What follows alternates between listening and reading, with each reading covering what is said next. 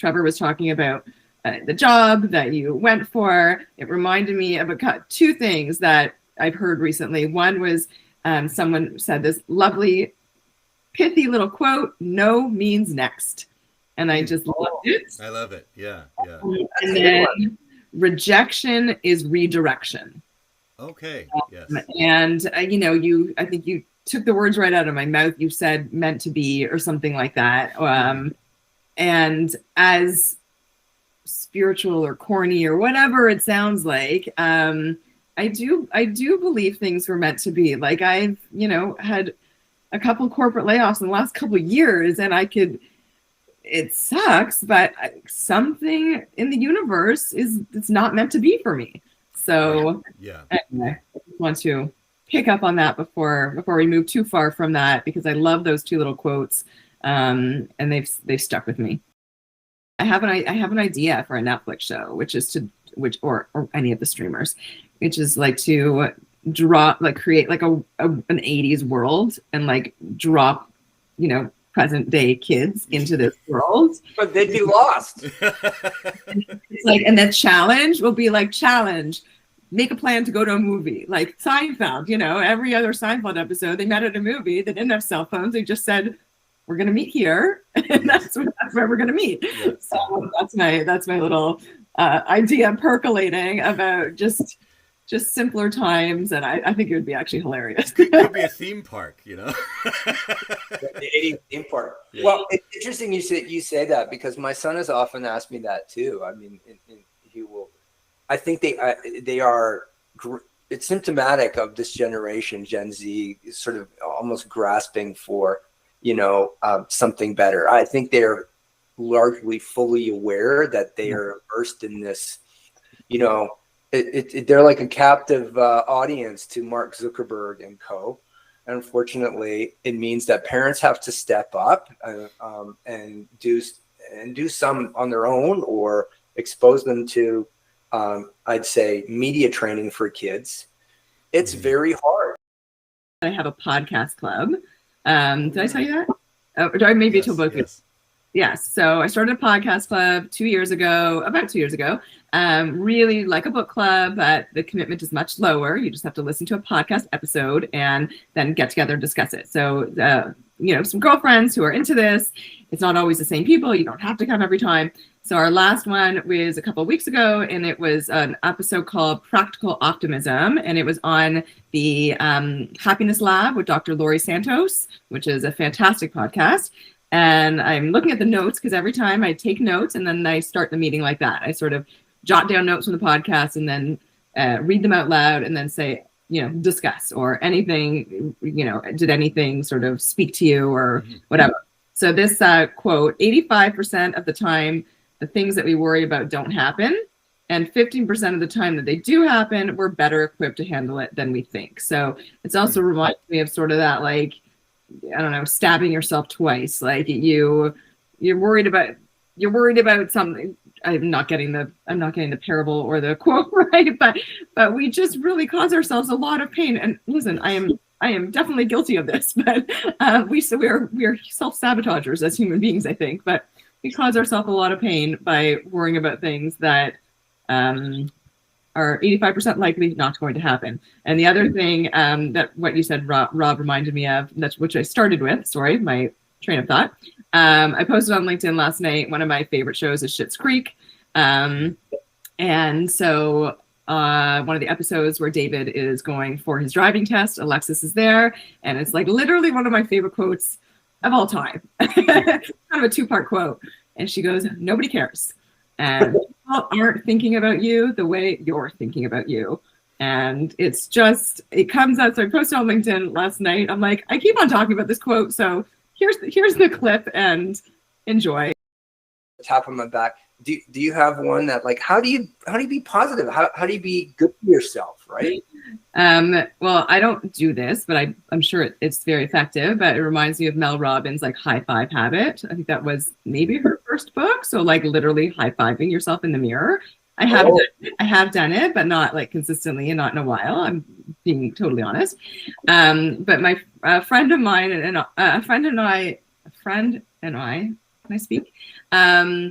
we joke like about gold stars. I think it's like on, Gretchen Rubin. Do you know Gretchen Rubin, who wrote The Happiness Project? Anyway, she's an author, and she's written multiple books, and she has a podcast, and I listen to her as well. And at the end of her podcast, it's with her and her sister, who's a TV producer, and they give each other, or they give a gold star to themselves, or they give a gold star to someone else.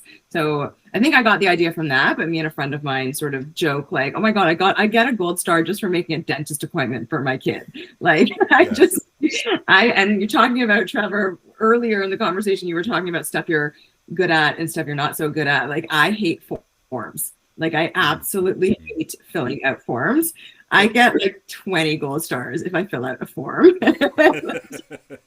So I actually joked one time, I'm like, we need to have a podcast, me and this friend, and just call it like gold stars or something. Just talk about the stuff that we do, every day that is just the thing that you just don't feel like, I don't know if you guys feel the same, but you just don't feel like doing, and you procrastinate and you put it off, and like you finally did it. You finally filled out that form or made that appointment. I don't know. So we all get lots of gold stars. I'm giving you guys gold stars because you're hosting this podcast today. Hello, ladies and gentlemen, boys and girls, and everyone else. There may or may not at some future point be a few aliens joining us. We certainly hope so, and you are welcome, as long as you're not enemies of the earth. Incidentally, the former name... Large language models. I was going to say enemies of the earth. Incidentally, the former name of my rock band when I was in Tokyo. You didn't know. I'm fighting a bit of a cold today. High Octane Friends listeners. And so maybe that just kind of puts me in particularly good rock and roll voice today, which you will see in a second will actually come into play. Shocker.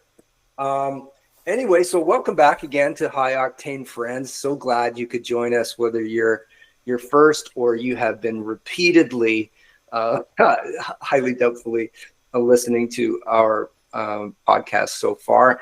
Today we have a special guest who is Jori. I'm hoping I'm going to pronounce your name right. Jori Lichtman or Lichtman? Lichtman. That's good. I got it right. Awesome. And so today's topic, which I think Jori will contribute, is we're going through a lot of tumult, if you will.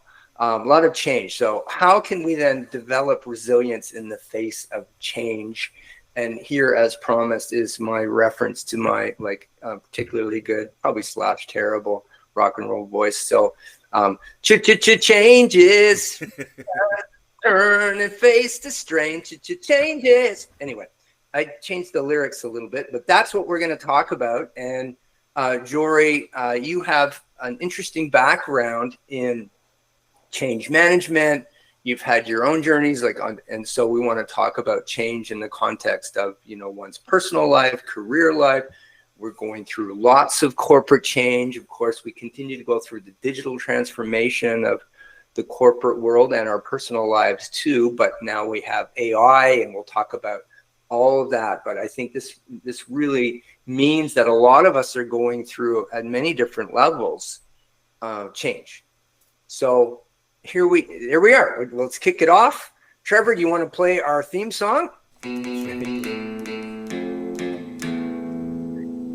think that's that's it. Okay. So we'll turn it over to you first, Jori. So what do you want to tell us about yourself, and how that may relate to, like I said, how we can all develop resilience in the face of change that we're facing? Wonderful. Well, first of all, Rob and Trevor, thank you for having me on High Octane Friends. It's very exciting. So Jori, I am living in Toronto, funny enough. Rob and I met through Lunch Club, an online sort of match with people to get to know different people. And then we haven't met you yet in person, but we happen to live in the same neighborhood, which is funny. So I live in Toronto, born and raised in Toronto.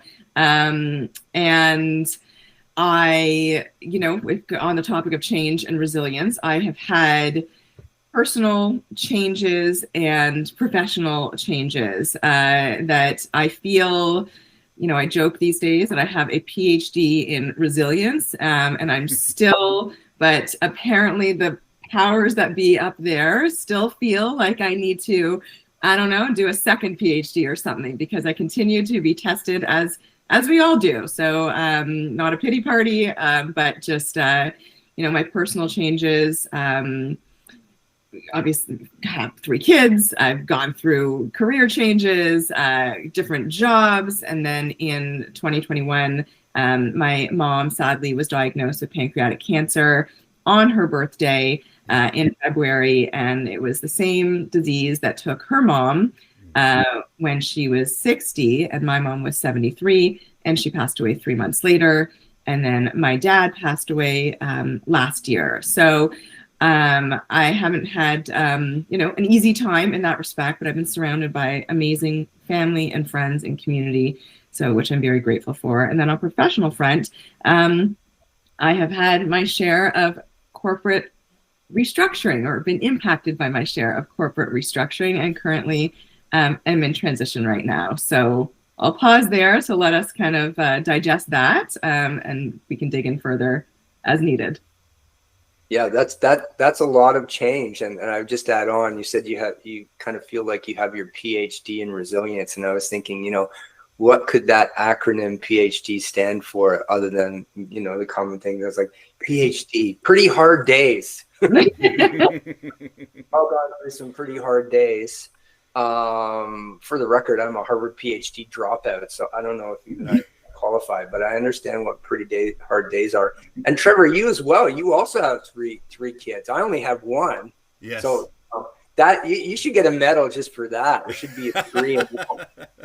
Well, one of my friends explained it as, when you go from 2 to 3, it's you have to move from a one-on-one defense to a zone defense. So, because they outnumber you. So yeah, interesting. Very interesting. Yeah. Okay, so and what about yourself, Trevor? Like, do you want to just kind of open up with a couple initial comments about? Yeah. No, I think resilience is hugely important, and I think. And I think something we've talked about in previous episodes as well is mindset. You can take a, I just recently had a job that I applied for that I didn't get, that I was pretty sure, I had a pretty good chance at. And, you can sort of, I think it took me a while to sort of figure that out and figure out, rationalize it in my head as, you could think of it as like, it means I'm no good. It means this, that. But I think it really was basically that it wasn't the right fit for, for myself and that role / that place. So I think, I think it's very important to try and not kind of obsess over or overthink things as like the world is out to get you, relative to, kind of that things happen for a reason, and that you'll get through this change as you get through many others. And so, I think it's definitely important to try and have a balanced outlook when you're facing these large changes in your life. And then also, I think the other thing that helped me a lot was really just connecting with friends and talking through it with friends, and even talking through it with, people that work there that were like, well, things are still kind of crazy. So, so I think, it helped me to develop a bit more of a balanced sense of, what happened, that wasn't just kind of me stuck in my own head. So, yeah. And one of the ways in which we do that, I think, successfully is connecting with community and friends. I was at an event yesterday by this woman, Matsubara Naoko-san, who is a Japanese Canadian. She lives in Oakville, which is a suburb of Toronto where I happened to grow up. And I had posed the question. So we were at an exhibition, a kind of private showing at the Art Gallery of Ontario, which is one of the premier art galleries, certainly in North America. And so she's a woodblock artist, but she kind of goes beyond the traditions of Japan. And so she's a very creative woman, and she's well into her 80s now. And so she certainly has a lot of perspective. But, if we look at things like I posed the question to her because I was a bit concerned looking at the younger generations and through the eyes of my son. It's like a lot of them don't have the same experiences that we had, which was, and it's even more so in Japan. Like a lot of us had more community around us, and children were a little bit freer. There was less helicopter parenting. And I said I remember walking to school when I was 4 years old by myself, and now, like when my son is now 20, when he was first going to school, like without have been kindergarten or senior kindergarten at 5. And I was shocked and disappointed to find out that you're not allowed to let your kid walk to school, even if it's just around the corner and by themselves at that age. In fact, it's something like 11 or 12 now, unless you have an older sibling, which is nuts. And, you know, and you have to do these things called play dates. You can't just do, I bet you all three of us did this when we were kids. Like, you want to go play with your friends, you just go run down the street on your bike and you knock on the door. Sometimes you just go in. Yeah. None of that anymore. It's the parents, or often, frankly speaking, it's, you know, if you're in a wealthier neighborhood, it's the nannies, and they arrange all these things. And yeah, it's a play date. Well, that's just another word for appointment. So your kid has to make an appointment. Seriously, right? It has to make an appointment to go play. And so what does this do to society? Like, these are massive changes that have been brought about, I think, primarily by media changes. Media is so impactful, high impact, you know, and often in a deleterious way. So how do we deal with that? Like, you know, now kids are not only, like, it first started, I think you got cable TV in the 80s. And so, you know, rather than the 3 channels that we all got, then, you know, you had terrestrial, and then you had cable, and you had more, and then more and more cable, and then you had the internet, which is infinite. And now you've got information with a supercomputer with your phone, and and it's personalized. And so it's drawing you in more and more. And so people become afraid. My sister's ex-husband used to be a homicide detective in Vancouver. I think this is very interesting. Years ago, my mother was commenting something about her grandchildren. So my sister and her ex-husband's 3 girls at the time. And there was something that came up about, you know, oh, they're playing on the front lawn. Should we be worried about some kind of predator coming by and getting them? And he said, but my mom, okay. And this is coming from a homicide detective, again, who's seen every horrible thing you can imagine.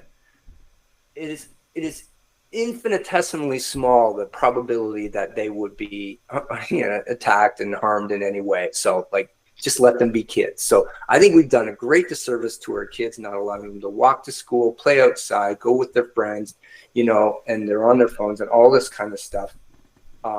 But I want to bring that back full circle. Like, and you know, if you look at Japan, for example, they're still, the most current data, as I understand it, is that they're still the longest, what's the word?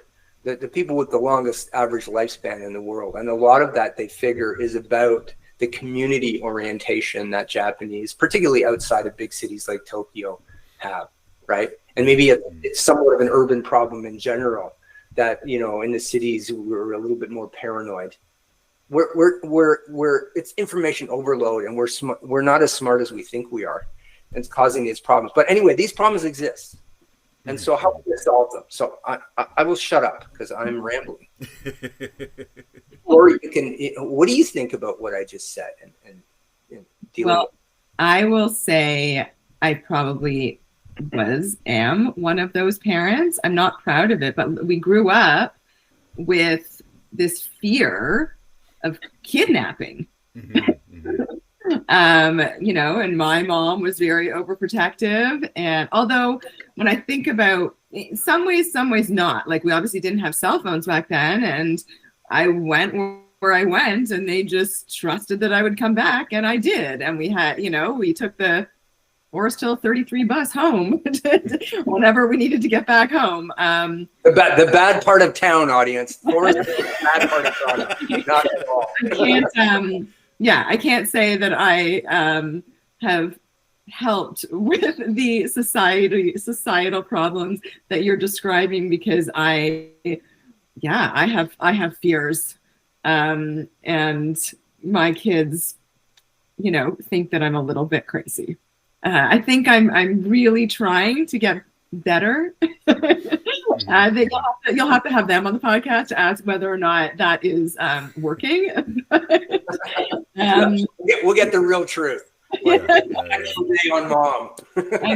I'm trying. But if I don't mind, I wanted to just pick up on something that when Trevor was talking about the job that you went for. It reminded me of two things that I've heard recently. One was someone said this lovely, pithy little quote: "No means next," and I just loved it. I love it. Yeah.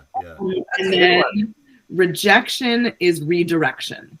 Okay. Yes. And I think you took the words right out of my mouth. You said "meant to be" or something like that. And as spiritual or corny or whatever it sounds like, I do believe things were meant to be. Like I've had a couple corporate layoffs in the last couple of years, and it sucks, but something in the universe it's not meant to be for me.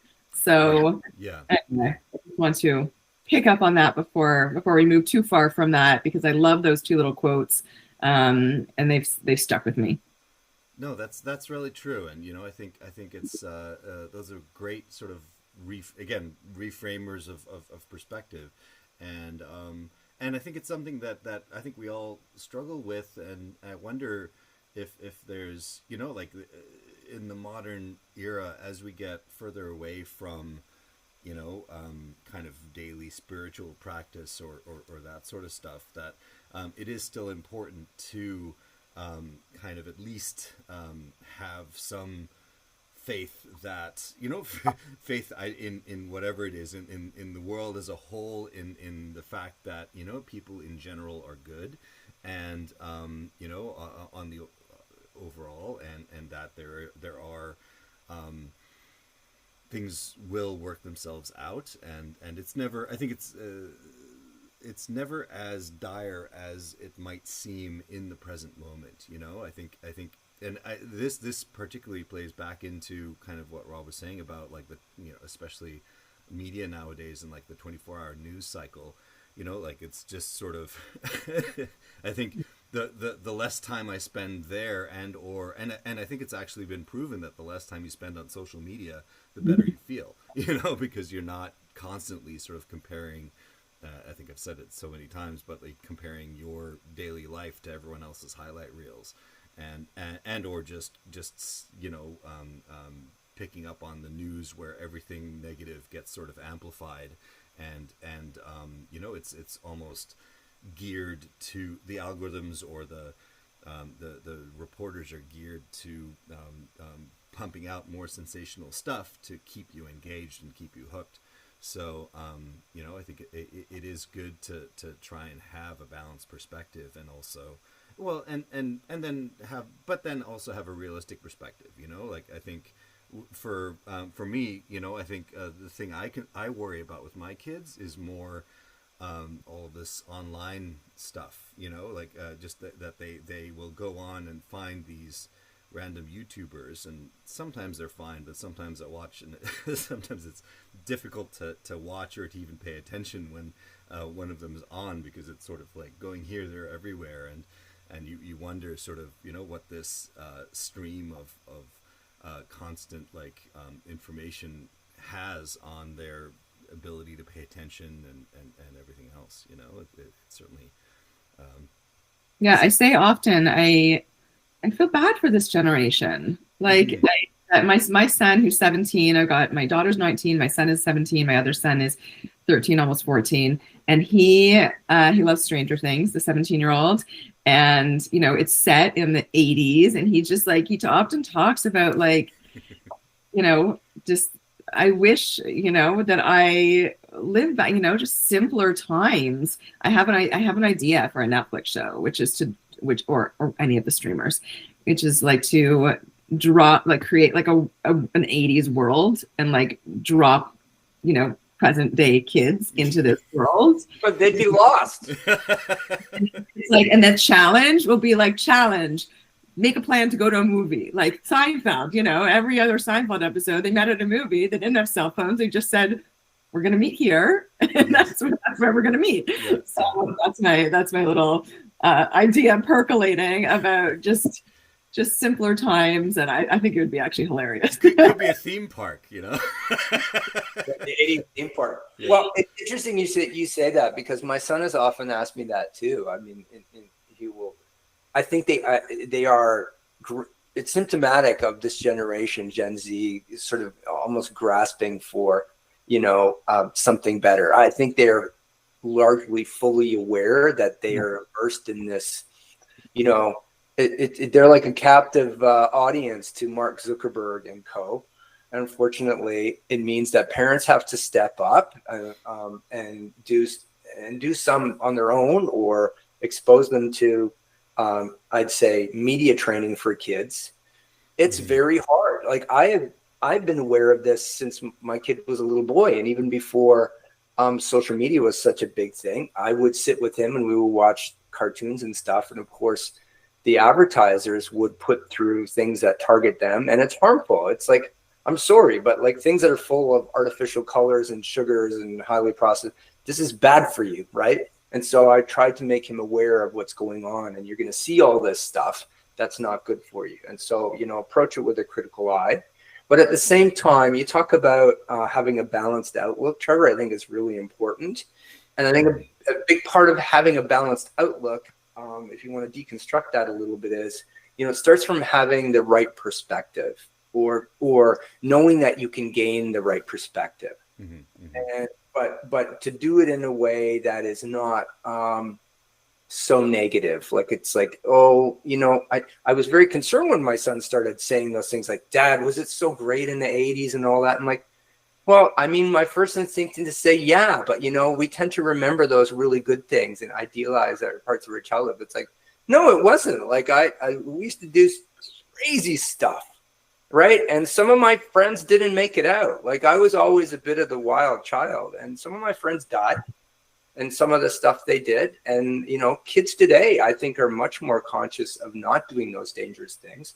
I'm hopeful, because one of the things that's very interesting about Gen Z, at least here in North America, is they're drinking much less. They're not interested in drinking. We were always going out and partying, and people would get in their cars, and some of my friends died. And one girl who I had a crush on, she went off. She was in a car with people. The driver was drunk, and she ended up brain damaged.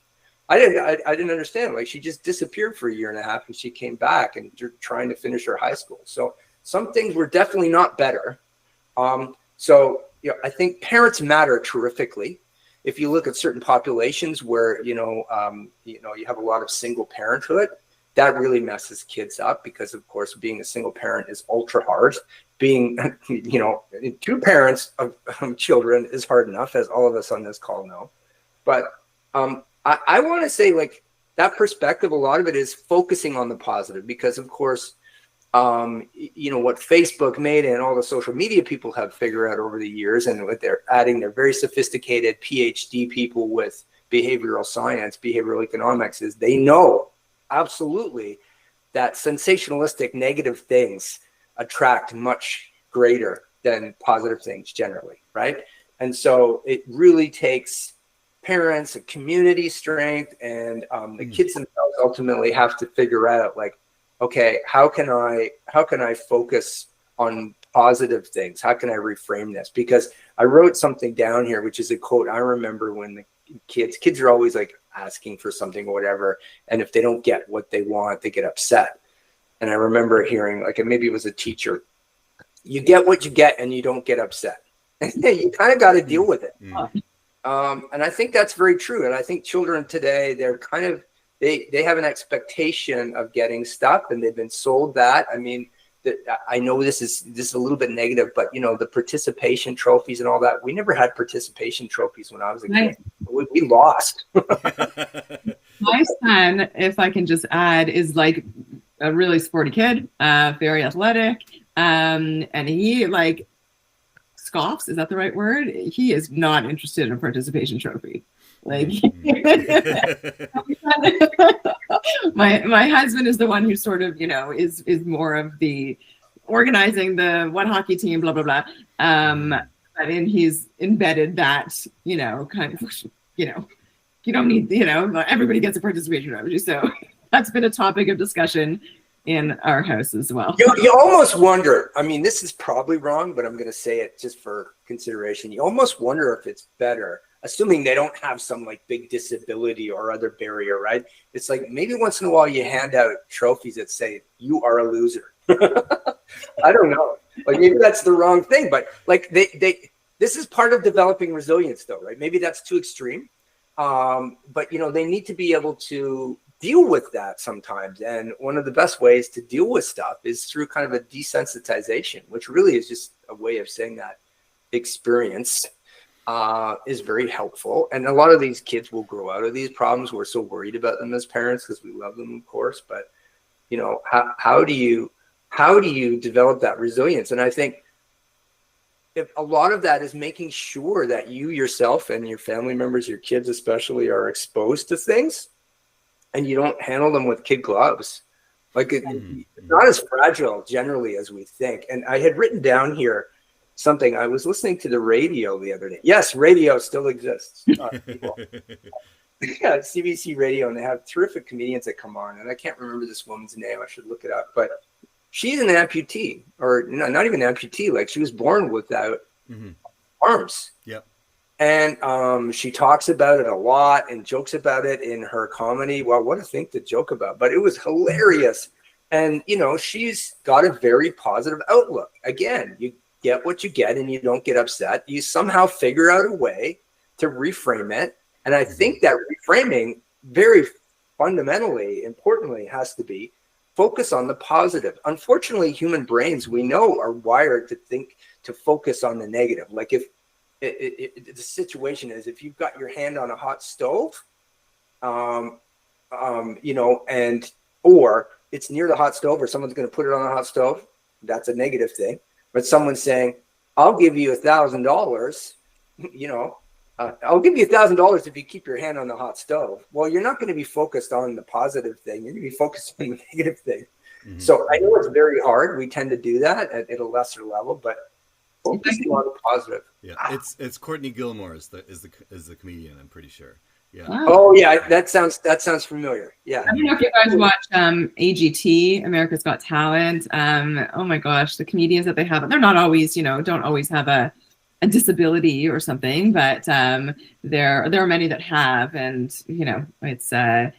it's inspiring and wonderful to see that people who have a setback or a real challenge rise above and are able to laugh. And I'll also talking about positivity and sort of resilience, like for me in the setbacks that I've had, specifically professionally, I have always said I want to put good energy out there, and people want to be around people who are smiling, and not to say we need toxic positivity and just slap a smile on your face and get over it, but I remember the podcast a couple of podcasts ago about happiness, and you were talking about smiling, the science, the actual smile makes you happy. I'm not even talking about that. I don't know. Maybe it was my mom, maybe wherever I got it, but just I say this often, putting good energy out there. I once had like a networking conversation with somebody who was like asking me to have the conversation, and the person was so negative. It was so unpleasant. It was just an hour of complaining. Right. And I was like, if this is what's happening, so just good energy. People want to be around good energy and good positivity, and I think that makes a difference. And that actually makes a significant difference, even in and that can roll over to work culture, right? So certainly I've been in places where there was a good friend of mine, but every time it was always this list of grievances that we would be subjected to every time we went into his office. And it was just kind of like, okay, and I mean, like, many of them justified, but, and I guess, some amount of venting, is useful to sort of get it out of your head. But, but it has to be balanced, you know. And if it's always only ever that stuff, it can start to color your mindset and even everything. You know, you feel less like coming to work because it's like, oh God, I'm going to be, you know, more of that, more complaining. So I think. Sorry to interject, Trevor, just because I'll forget it, and I so agree with both of what you're saying there. That thing, positivity, but I want us to be a little specific. Maybe each of us can talk about at least one tactic that we actually use to be positive. And one I'm just thinking of as you're talking is I've done for years is because we're all dealing with this stuff, right? There are problems in the world. There's the question of whether the pile is getting bigger or not. I've heard somebody who is an expert in this. They are a historical statistician. And it was a few years I heard about this, but I presume it's the same. So they look back for hundreds of years, if not thousands of years, at all the things in history in the world that are happening. And the question is, because it often seems like it's getting worse. Like the world is so bad. Well, what he had found was that actually the pile is not getting bigger relative to the population. The composition is changing. So it's not same crap, different pile, that old thing. It's actually, the pile is the same. The composition of it's changed, but we're all dealing with this stuff. It's not really getting worse necessarily. Some things are getting worse. But one of the things I've done for years is no matter what I happen to be dealing with, if I'm going into an important meeting, so Jori, whether it's a job interview or, I'm trying to bring on a partner or a client or get an investor, it's often what I do. Okay, it's important. And I completely concur with what you're saying, that energy is important. Right? Because people don't actually react very well and don't make decisions very well on the basis of logic. They do it on the basis of emotion, how you make them feel. I don't want to deal with that person. They're super negative. I don't care how smart they are. We all know these people. What comes to mind? Oh, go ahead. Sorry. I'll just quickly send my thing, and then I want to hear your. So what I've done for years, I have a picture on my phone. I don't know who this is. It's a little baby. And I'd read some research of babies. People are hardwired to love babies. Otherwise, we would have killed them all, right? Because they're useless. And they want to be honest. So we've evolved to love babies. That's why they look cute, and we love them, right? So I have this picture of this baby. If I had it, maybe post-production, we'll put it up. This baby is so cute, and he has the goofiest smile, and he has one little tooth. And every single time before I go into an important meeting, I will just look at this picture of this baby for seconds, and it'll make me smile, and it'll change my demeanor. And so then how do we do it? So we know what we need to do, but how can we focus on the positive? So I want to hear your tactics. Yeah. You want me to go? Go for it, please. Yeah. Okay. The first thing that came to mind is music. I'm not musically inclined. I just like to listen to it. And I wrote a LinkedIn post after I secured my last job. Some of the things that I did, I think I included this. I had a pump up song before every important interview or meeting. And my pump up song, for whatever reason, is Let the River Run by Carly Simon.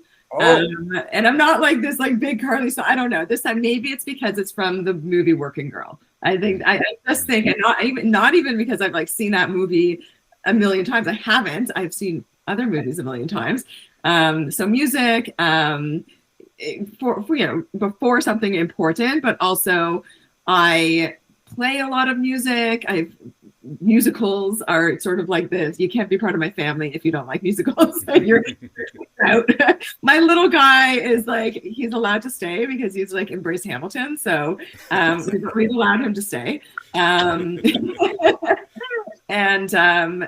I'm just, in the car, we're playing musicals, The Greatest Showman, Disney. It's funny because Dancing with the Stars is a show that typically would be so up my alley. And so my daughter loves it, and I've known she loves it. It's sort of AGT.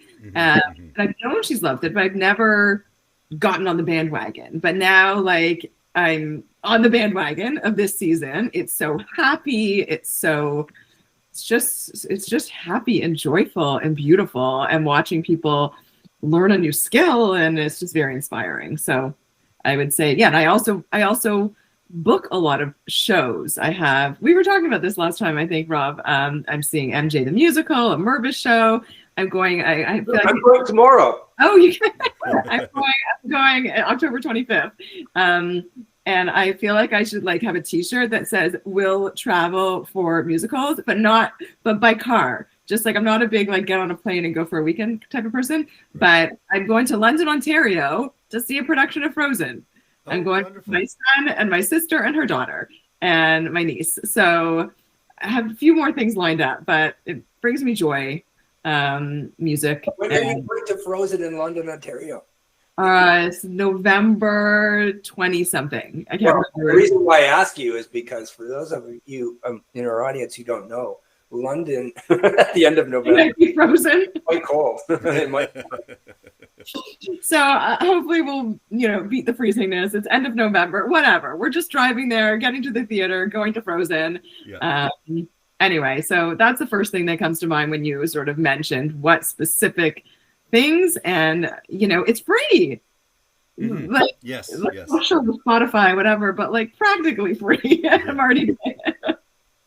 Yeah, no, and I absolutely do the same thing. I've got specific lists of whether it's music or even YouTube videos that like sort of bring me into a better mood. Like I think the one of those talent shows, whether it's Britain's Got Talent or whatever, I used to just have just a string of them. I mean, of course, there's the I've forgotten her name now. Boyle. Boyle. Yeah, Susan Boyle. Yeah.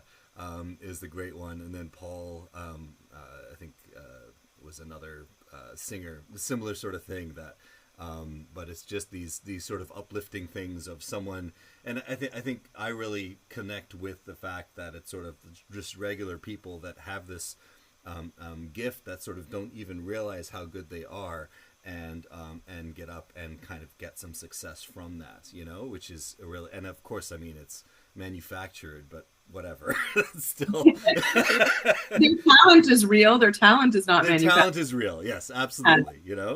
I just want to give a shout out to, because we tend to think of like America's Got Talent, which I think might be the original, and Canada's Got Talent, Britain's Got Talent, Rwanda's Got Talent. Go Rwanda. You can find talent. I have no idea this exists, but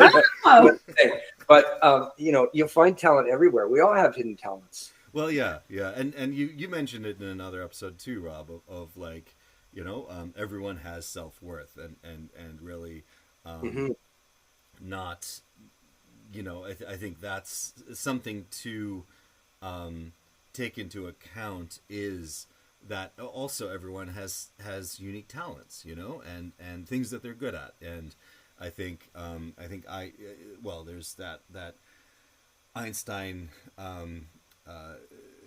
quote attributed to Einstein of like, if you spend your life trying to teach a fish to climb a tree, it's sort of and now I've forgotten the rest of the quote,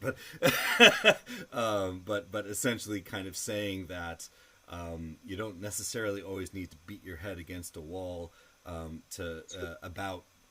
for myself. I know I'm not always the most organized person, and what I try to do is to make sure that I've got systems in place that can make sure that I am keeping track of the things that I have trouble keeping track of, and so kind of giving yourself some grace to accept that there are things you're good at and things that you're not good at, and understand that we can't all do everything, kind of thing. So because I think so often, and even with my kids, I notice it too, is that they're a lot, you're always a lot harder on yourself than even other people are of you.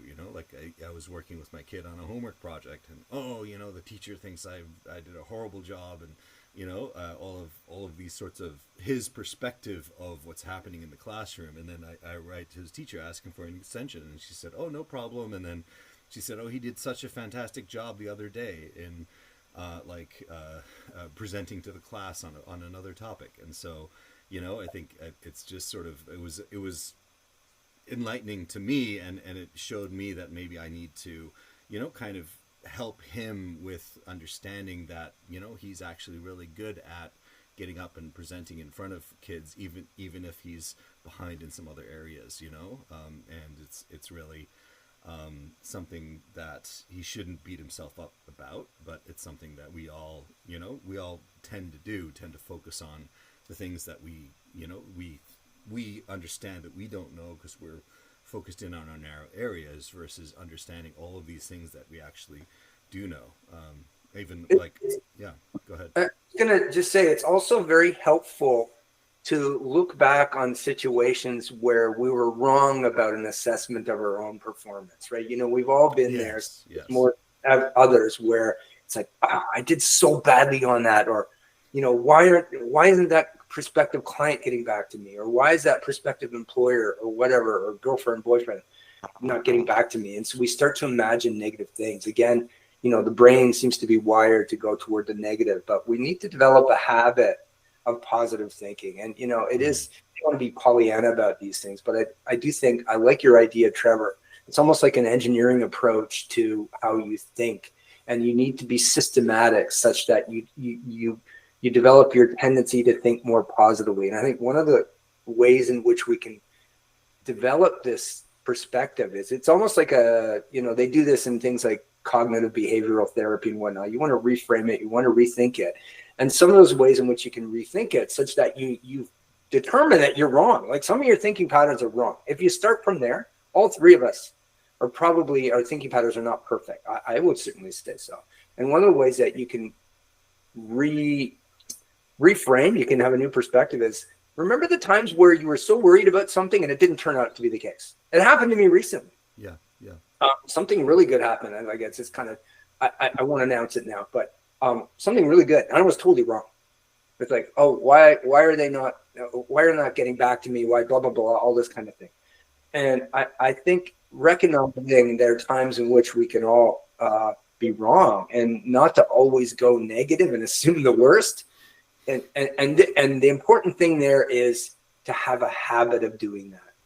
I don't know the answer to that, but I think if you say to yourself that it's very important, because maybe in the midst of it, you're like, I really don't like doing this. I don't like being like this, where I tend to assume things are negative.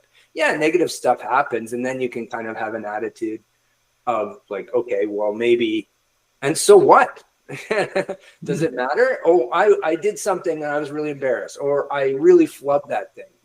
Is it going to matter in 5 years from now, 6 months from now? It's ever going to matter? Well, if I can jump in with a couple of things, I just actually posted on LinkedIn last night. When you're talking about you messed up, one of my favorite all-time shows. I should have also said comedy is like really, really important in my life. Seinfeld was on in our house. I remember watching Jay Leno when I would come home at night at 11:30, and Jay Leno, I don't know if you remember jaywalking his like chin, just comedy. Anyway, so there's this quote. I'm just looking at my phone for a second because it's about the worrying. 85. This is so I think I told you, Rob, that I have a podcast club. Did I tell you that? Or I maybe told both of you. Yes. So I started a podcast club about 2 years ago. Really like a book club, but the commitment is much lower. You just have to listen to a podcast episode and then get together and discuss it. So, some girlfriends who are into this. It's not always the same people. You don't have to come every time. So our last one was a couple of weeks ago, and it was an episode called Practical Optimism, and it was on the Happiness Lab with Dr. Laurie Santos, which is a fantastic podcast. And I'm looking at the notes because every time I take notes and then I start the meeting like that. I sort of jot down notes from the podcast and then read them out loud and then say, discuss or anything, did anything sort of speak to you or whatever. So this quote, 85% of the time, the things that we worry about don't happen. And 15% of the time that they do happen, we're better equipped to handle it than we think. So it's also reminds me of sort of that, like, I don't know, stabbing yourself twice. Like you're worried about something. I'm not getting the parable or the quote right, but we just really cause ourselves a lot of pain. And listen, I am definitely guilty of this, but we're self-sabotagers as human beings, I think. But we cause ourselves a lot of pain by worrying about things that are 85% likely not going to happen. And the other thing that what you said, Rob reminded me of, that's which I started with, sorry, my train of thought. I posted on LinkedIn last night, one of my favorite shows is Schitt's Creek. And so one of the episodes where David is going for his driving test, Alexis is there, and it's like literally one of my favorite quotes of all time. Kind of a two-part quote. And she goes, "Nobody cares. And people aren't thinking about you the way you're thinking about you." And it's just, it comes out. So I posted on LinkedIn last night. I'm like, I keep on talking about this quote. So here's the clip and enjoy. And you're welcome, because I don't know, we cause ourselves a lot. We cause ourselves a lot. We're talking about humor. I mean, that's part of it. Like levity as a strategy. And I'm pretty sure someone with a PhD from MIT would get this, right? Or from a pirate. I gotta be like a pirate tale already. With that. Is it speak like a pirate day already? It is. Yes, I've just formally announced it. Right? You heard it here first on High Octane Friends. I mean, the authority on what day it is. It's also what else is it today? It's like eat a jelly and peanut butter sandwich, not a peanut butter and jelly sandwich. You just turn it upside down. No. Yes. Anyway, sorry, interrupt. Okay, those are my things. Those are my things. It reminded me of the 85% worrying quote and Alexis Rose, the genius of all time. From Annie Murphy. Yeah, shout out to Annie Murphy. Good Irish name. Anyway, she is beyond talented. Yeah. So, Trevor, did you want to add on to that? We've covered a lot, but again, those of us who are joining us mid podcast, we're talking about resilience. Well, it's two people to and a be true. Two humans and a pirate. Yes, and you be a pirate. Yes, this is brought to you by Pirates R Us, our sponsor today.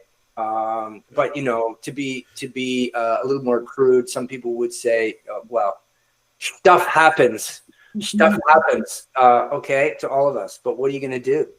How can you be a resilient pirate? If Blackbeard is giving you a hard time, what is it that you can do? Yeah. Well, I think the one thing that popped into my head when you were talking, Jori, was kind of this, a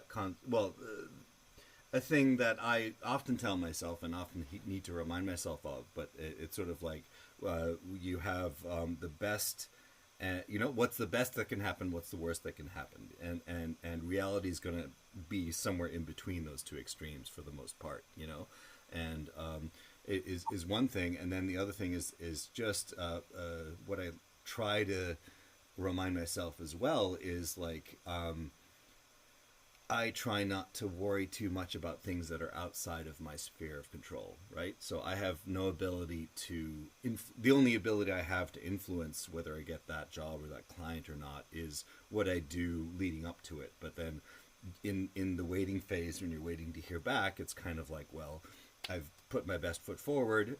There's no sense kind of worrying or obsessing over it. And all you can do is just kind of like plan for what's going to happen, either way, going from there. So, I think it's not that it always works, but it's, at least something that I can try to do to try to manage what I'm thinking about for a particular outcome. Absolutely. Yeah. If I can also just add, we talked about it a little bit before, just community and people, humans. And the book Designing Your Life, I don't know if either of you read it, but they I don't know if it's called a life team or I don't know, like I feel like I have my people, and everybody brings a different thing. Some bring the humor, some bring the practical, some bring like I need specific advice about this, but and of course we have a broader community and a big group of friends, but like I don't know if you guys have that as well. Just like that's my go-to, like negotiate negotiating. For my last job, and I have a dear friend, and he talks in like we language, and it just warms my heart. He's like, now we're going to do this, and now we're going to do this, and now we're going to do this. Like, just there's nothing better that someone. Well, you're not alone. Or team, right? Yeah. Whatever the advice that comes from that, you know that you're not alone. Because if we're alone, and I think technology has isolated a lot of us, particularly the younger generations, right? And knowing that you have some community, and I think women tend to be better at this. I don't know, it's cultural or it's biological. It's a crisis for men, particularly older men. We've been talking a lot on this podcast about, younger people in Gen Z, but like there's a huge crisis in older and particularly men. It's not often popular to talk about the plight of men because, women have had it hard for so long and continue in many parts of the world, especially have it so hard. But men, they don't go to the doctor often enough. They don't have enough friends. As they get older, I don't know the right word to say here because this is going to sound negative, and I don't mean to. It's only just my lack of imagination at the moment. But, it's kind of, that's not an excuse that you say, oh, it's so hard to get. Once you're out of school, it's hard to make friends. Well, like, you got to do something. But how do we do this? Like Japan, it's kind of easy. You're in a small town in Japan. Everybody knows everybody. Everybody's kids are like your own kids, and it's culturally different. We're not going to change our culture overnight here. But what can you as an individual do to make your life suck less when all these things are happening? And of course, like you say, friend, you've got a kind of people that will come to you. Like that says a lot about you, Jori, in a positive way. But not all of it like that. So what do we do, Bert? Yeah, well, I think one thing that I've found, piece of advice that I've taken that really works quite well is seeking out mentors, right? So if you feel like you need some coaching in a particular area, go talk to somebody. And I think, there's a saying that if you want money from someone, go ask for advice. If you want advice from someone, go ask for money. So, just to kind of say, but I think I've done amazingly well finding a mentor recently who, just helped to reset my expectations and kind of said, look, Trevor, you're brilliant. You've done all of these amazing things. You've done everything you need to do to know what you need to do next. And so it's all in your head, and you just need to implement all of that knowledge that you already have, and it was really a change, it changed my perspective from like, oh, well, I'm behind on this and I don't know how to do that, to, well, actually, no, I do know many of the elements of what to do next here. And it becomes more of a question of like, well, actually executing on that and moving forward. So I think seeking out mentors is definitely one thing. And then the other thing is volunteering. So, so I volunteer with my kids' Cub Scout group. And, and I think it's really interesting learning experience to both kind of, or the organized chaos of trying to run a meeting, which I'll be doing later tonight, of getting all of the kids lined up to do a particular activity. And, it's sort of, it is a mild version of one of those, of that sort of societal thing of like, if you can be in sort of a teaching role or some sort of mentoring role with younger kids or even young adults, mentoring them through a particular topic, getting them to face challenges and then overcome those challenges kind of together as a team, and making sure that they're being nice to each other. Even so many times there can be kids can make like comments off to the side that are really and sort of taking them aside when they do that and saying, hey, look, that actually wasn't very nice to say, and we should be respectful of our other people in the pack, because we're all trying to learn something here. So and there's kids that are more or less disruptive, as there are in any group, But I've really seen, even over the course of a few years of kind of interacting with them, is that they do learn and they change. And there was one that kind of got really nervous, like it was kicking. They were kicking a soccer ball when they were supposed to be sort of paying attention to something, and he got really nervous and came over and said, "Am I in trouble?" and I said, "Well, no, because like when I asked you to participate, you did participate. So the fact that you got distracted for a little bit and you kicked the ball, that's it's a question of sort of rewarding the positive behavior as opposed to punishing the negative behavior, which people respond a lot to, and that's even something you can take kind of internally for yourself, is like try to celebrate small wins, even if I've got a good one. Mm-hmm. So you just sparked in me, getting back to my request to you earlier to give us specific tactics about how to focus on the positive. So whenever I have even a small win and a big win, like if it means, I completed, 20 minutes of high exercise, like, a lot of exertion or whatever, or something, I achieved something, or I just put good effort into it, I will literally pat myself on the back. Like I do this. Yeah. And I think it's important that, it's a bit of a schlocky term, for one of their term. It's like, it's just kind of, completely lost. Sorry again, high octane friends. I'm running on low octane today. I'm not even running on fumes. I'm not sure I'm running on anything. But reminds me of finish. Go ahead. Well, I there's so many things that you reminded me of there, but tactics. So the tap on my back. Do you have one that, like, how do you be positive? How do you be good for yourself, right? Well, I don't do this, but I'm sure it's very effective. But it reminds me of Mel Robbins' like high five habit. I think that was maybe her first book. So like literally high fiving yourself in the mirror. I have done it, but not like consistently and not in a while. I'm being totally honest. But my friend of mine and a friend and I, can I speak?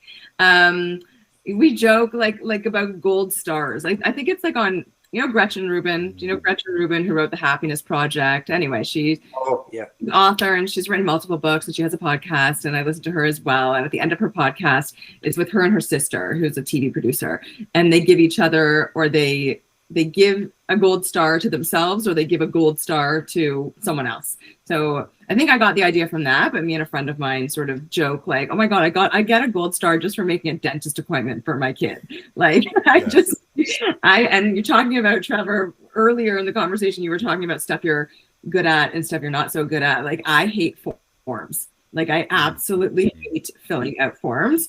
I get like 20 gold stars if I fill out a form.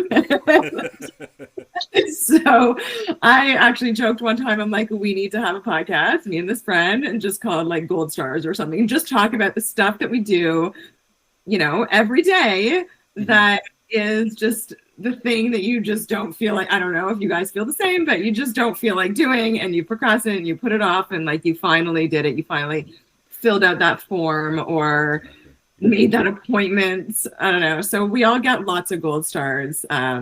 I'm giving you guys gold stars because you're hosting this podcast today.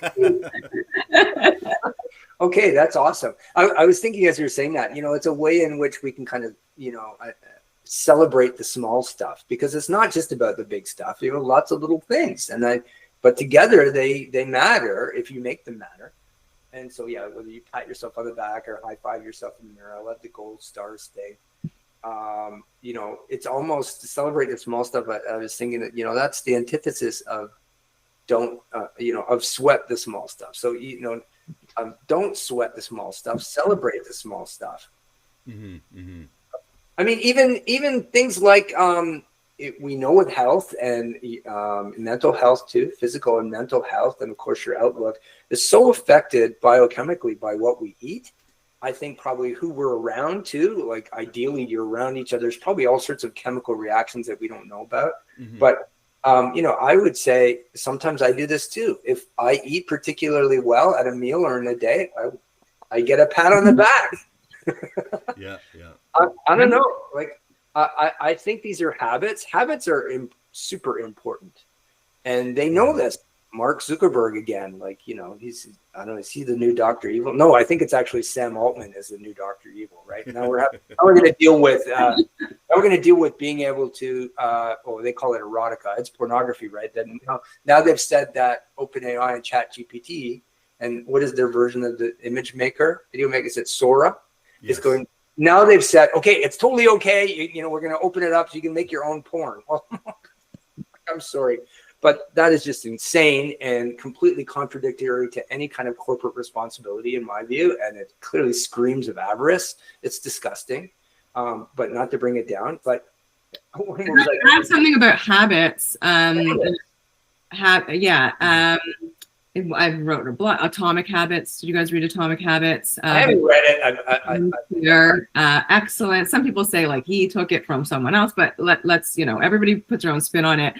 But yeah, I love the idea of, you know, people make a to-do list. I'm not very good at making lists. I seem like I might be, but I'm not. But like sometimes people make a list and like just put something on the list to cross off because mentally you feel you have that momentum. You're proud of yourself and like check off, went grocery shopping or something you were going to do anyway, or make that doctor's appointment because mentally, psychologically, the dopamine or whatever the chemicals, I'm not going to pretend to remember all of it, but it does something. It's like if I did that, then I can do this, and it just keeps that momentum going. So yeah, momentum and habits and being kind to yourself and reframing. So these are some of the things we've talked about today. You know, it seems to, like many of these podcasts so far, this is the 6th one, right, Trevor? Yep. But, you know, in many of our podcasts, we've realized, well, there's so much more to talk about. And this has been great. Thank you so much, Jori. And I hope the three of us meet in person at some point soon, especially before the weather gets frozen. But, you know, we've learned so much today. And it's at the very least, we always say, like, if there's at least just one gem in here that you audience members, our high octane friends, can take from this, then we think that will have been very helpful. And the other thing we think is that if this sparks a kind of conversation amongst you and your friends or in your head, and then how you can be more positive. I tend to be a positive person. That is my default. Of course, I'm dealing with the same stuff everybody else is, and it's hard.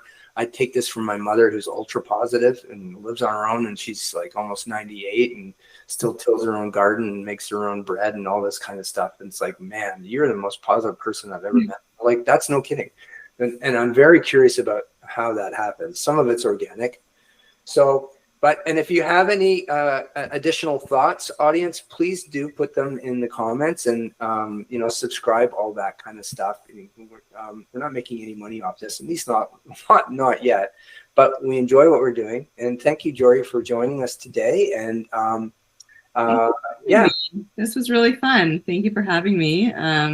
Good laugh. Speaking of, you know, humor and positivity, and it was a pleasure. It was so fun. And go be a pirate. Today is Pirate Day. Pirate Day. Yeah. Bye, everyone. Okay.